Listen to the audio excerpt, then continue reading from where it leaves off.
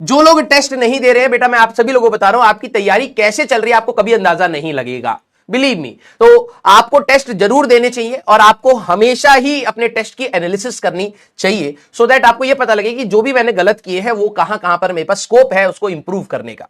Clear है क्या? Yes. आपको टेस्ट देना बहुत जरूरी है बेटा। अभी आपके भले ही 100 से नीचे आ जाए, जेईई मेंस में अगर 100 से नीचे आ गए, बिलीव मी आपको 1 साल और देना पड़ेगा इसी चीज को दोबारा पढ़ने के लिए। तो why not do it in a perfect way? अभी से ही आप कोशिश करें और अपनी सारी चीजों को एनालाइज करते हुए चलें। क्लियर है क्या? यस है ना? Very good. तो टेस्ट को प्लीज आप सभी लोग अपना एनालाइज जरूर करें, ठीक है? और ये बिल्कुल सही रास्ता है, आपको दर्द देगा, ठीक है? कई बार आपको लगेगा सर मेरे तो आधा 1 घंटा लग गया इसमें करने में। बहुत ज्यादा जरूरी है ये, बहुत ज्यादा, बिकॉज कंप्लीट तैयारी आपकी तभी होती है जब आप टेस्ट को एनालाइज करके फिर प्रैक्टिस जोन में जाते हैं। कुछ बच्चे क्या होते हैं, अपने कंफर्ट जोन की प्रैक्टिस करते रहते हैं, कभी भी मार्क्स सैचुरेशन से ऊपर नहीं जाएंगे। हर किसी बच्चे का, एक बात बता रहा हूं बहुत ध्यान से सुनिएगा, हर बच्चे का एक सैचुरेशन मार्क्स होता है।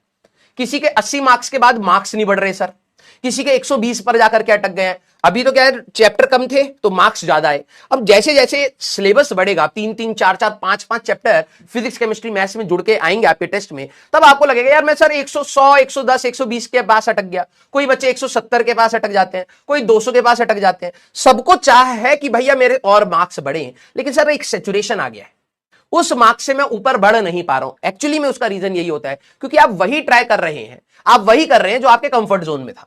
अगर आपको अनकंफर्टेबल सिचुएशन में डाला जाए तो डेफिनेटली आप कुछ ना कुछ सीखेंगे। तो वो आपको खुद से करना पड़ेगा कि यार मैं अपने टेस्ट दूं, मैं उन्हीं सवाल की पहले प्रैक्टिस करूं जो मुझे नहीं आता, मैं उन्हीं टॉपिक को पहले रिवाइज करूं जो मुझे नहीं आते। तब आप देखेंगे कि यार आपके मार्क्स जो सैचुरेट हो गए थे 80, उसके बाद हो सकता है 10-20 मार्क्स बढ़ना स्टार्ट करें, फिर सैचुरेशन आएगा, फिर आप स्ट्रेटेजी चेंज करते हैं। क्लियर हुई क्या बात? यस, हाँ या ना? ओके, हाँ। तो आपके जो भी मार्क्स, हाँ, कोई सेफ स्कोर नहीं होता है, मैं आपको पहले ही बता रहा हूं। वो एग्जाम अगर टफ आ जाएगा तो सेफ स्कोर नीचे हो जाता है, अगर एग्जाम इजी आ जाएगा तो सेफ स्कोर बढ़ जाता है। हमें यह देखना है कि कैसा भी एग्जाम आए हम अपना बेस्ट देकर के आ जाए। कोई भी ऐसा सवाल हमारा नहीं छूटना चाहिए जो हमें आता था लेकिन हमने टाइम मिसमैनेजमेंट कर दिया और जिसकी वजह से वो सवाल छूट गया। आपको कभी भी सेफ स्कोर देख करके नहीं तैयारी करनी है, मैं आप लोगों को पहले ही बता रहा हूं, खासकर तो एडवांस के लिए, क्योंकि कट ऑफ बहुत ऊपर जाती है, बहुत नीचे जाती है। वो डिपेंड करता है कि पेपर किस प्रकार का आ रहा है। तो नॉर्मली बच्चों के अंदर रहता है यार कि हर साल ना 150 मार्क्स तो चाहिए ही होते हैं। ऐसा नहीं भाई, हो सकता है 80 चली जाए, हो सकता है 90। आपके पेपर हो सकता है कि सबसे कठिन आ जाए और दोनों पेपर में मिलाकर के 80 मार्क्स लाने वाले को अच्छे खासा कॉलेज मिल सकता है। तो आपको यह रखना है कि भाई इस पेपर में मैं कितना बेस्ट कर सकता हूं, वो हमारे पास होना चाहिए। क्लियर है क्या? Yes, okay. चलिए भाई, अब जिन लोगों का बैकलॉग है तो भैया अब मैं कुछ नहीं कह सकता। आप लक्ष्य 2.0 आ चुका है तो मैं आप सभी लोगों से रिक्वेस्ट करूंगा कि अगर इतना बैकलॉग है कि आप उसको कवर नहीं कर सकते, इस बैच को कंटिन्यू नहीं कर पा रहे हैं, ऑल्दो नया चैप्टर स्टार्ट हुआ है, चौथा लेक्चर है आज हमारा, अगर आप नहीं कर पा रहे हैं तो आई वुड रिक्वेस्ट कि आप लक्ष्य 2.0 से कंटिन्यू करें।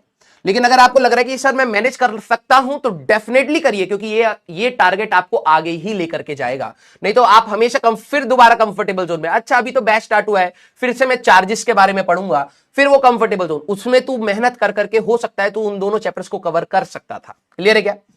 देखो 83% है जो बच्चे कह रहे हैं कि सर मेरी 11th क्लास की दिक्कत है। ठीक है, 11th क्लास की दिक्कत है। मैं मानता हूं इसमें कुछ बच्चे होंगे मिसक्लिक वाले होंगे फॉर श्योर, कुछ बच्चे होंगे जिन्होंने सवाल ही नहीं सुना, सीधे ही क्लिक कर दिया होगा, वो भी होंगे। कुछ बच्चे होंगे 11th क्लास की इशू मतलब क्या होता है सर? इशू मतलब भाई कि 12वीं क्लास की तैयारी करते समय 11th की दिक्कत आ रही है। अब मैं आप लोगों को यहां पर क्लियरली बोल रहा हूं, जो बच्चे ये सोच रहे हैं ये अपना कबाड़ा कर रहे हैं और कुछ नहीं है। This is not a problem for you, this is seriously not a problem for you कि आपको 11th कितनी बढ़िया आती, क्योंकि अभी आपको 12वीं पढ़ाई जा रही है। बार बार बता रहा हूं, 50% ऑफ योर सिलेबस जो आपके एग्जाम में पूछा जाएगा, भले मेंस हो या advance, that will be from class 12th। आज जो हम टॉपिक पढ़ेंगे इससे सवाल आने के चांसेस ज्यादा है, इसका वेटेज भी अच्छा खासा है। लेकिन अगर आप अपने पुराने पास्ट की वजह से ही अपना प्रेजेंट खराब करना चाहते हैं, that is totally up to you कि आप उसको कैसे आगे लेकर के चलते हैं। लेकिन 11th क्लास की जो भी चीजें हमें यहां पर यूटिलाइज होती हैं, जो भी चीजें यहां पे यूटिलाइज होती हैं, या तो वो आपको बता दी जाती हैं फ्रॉम द बेसिक्स, या फिर इतनी नॉमिनल और इतनी छोटी चीज होती है कि आप उसको उसी समय सीख करके आगे बढ़ सकते हैं। लेकिन अगर आपका मेंटल ब्लॉकेड है कि नहीं भैया मेरी 11th की वजह से 12वीं नहीं सुधर रही है, तब रियलिटी में आपकी 12वीं खराब होने वाली है, क्योंकि आप आगे बढ़ना नहीं चाह रहे। क्लियर है क्या? यस। एक चीज मैं आप लोगों को बता देता हूं, जब भी आप लोगों के सामने कोई भी प्रॉब्लम आए ना, एक बार ये सोचा करो, जो आपके बैच में टॉपर बनेगा, जिसका भी सिलेक्शन होगा, क्या वो तुम्हारे इस एटीट्यूड के जैसे ही काम कर रहा होगा या सॉल्यूशन फाइंड कर रहा होगा? ये अब तुम्हारे ऊपर है। क्योंकि एक्चुअली में प्रॉब्लम यह है कि आप लोग बहुत क्या कहते हैं ना, वैसे तो आप लोग बहुत हार्ड बन चुके हो, ठीक है, लेकिन अपनी अपनी प्रॉब्लम्स को लेकर के आप हमेशा सॉफ्ट रहते हो। उल्टा होना चाहिए, दुनिया के लिए आप सॉफ्ट रहिए, लेकिन अपनी प्रॉब्लम्स के लिए हार्ड रहिए। मतलब अगर आपकी लाइफ में कोई प्रॉब्लम है, रिवीजन की प्रॉब्लम है, तो आप हार्ड डिसीजंस लीजिए कि भाई मेरे को प्रॉब्लम, एक मेरे मेंटल ब्लॉकेड बन रखा है कि मेरी रिवीजन नहीं है, तो I have to find time. मेरे बोलने से तू रिवाइज कर लेगा क्या?